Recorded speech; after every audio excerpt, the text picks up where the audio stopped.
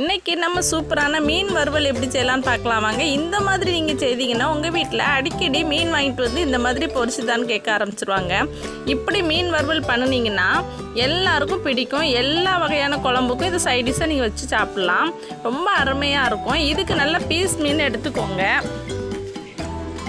இந்த மீனை வந்து நல்லா க்ளீன் பண்ணி எடுத்துகிட்டு வந்துட்டு இப்போ இதுக்கு தேவையான மசாலா என்னென்னு பார்த்துக்கலாம்.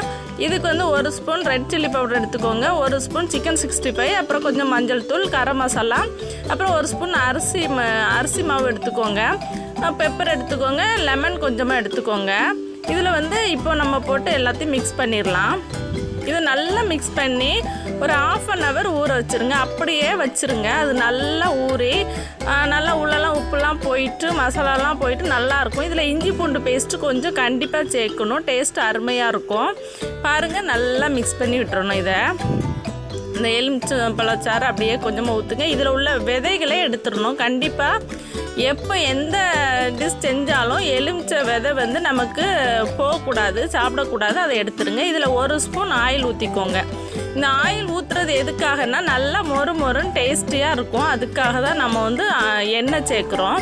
நல்லா மிக்ஸ் பண்ணி அதை வந்து இப்போ ஒரு 1/2 hour ஊற வச்சுருங்க.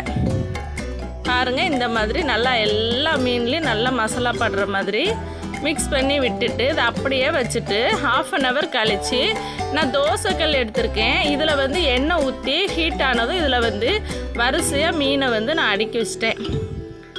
இது வந்து நம்ம சிம்மில் வச்சு வேக வைக்கும்போது உள்ளெல்லாம் மசாலா போய் சூப்பராக வந்து டேஸ்ட் அருமையாக இருக்கும். இதில் வந்து நல்லா சுற்றி கருவேப்பிலை வச்சுருவேன். இதில் உள்ள கருவேப்பிலையோடைய ஸ்மெல் வந்து சூப்பராக இறங்கும். நம்ம மீன் வந்து இந்த மாதிரி நீங்கள் செய்தீங்கன்னா டேஸ்டியாக இருக்கும். இப்போ இதை நல்லா திருப்பி விட்டு நல்லா வேக வச்சுருங்க. இந்த மாதிரி நீங்கள் கண்டிப்பாக செய்து பாருங்கள். இந்த மாதிரி நல்ல டிஷ்ஷுக்கு நம்ம சேனலை வந்து சப்ஸ்கிரைப் பண்ணி வச்சுக்கோங்க. பிடிச்சிருந்தா லைக் பண்ணுங்கள். சப்ஸ்கிரைப் பண்ணாமல் பார்க்குறவங்க பண்ணிக்கோங்க.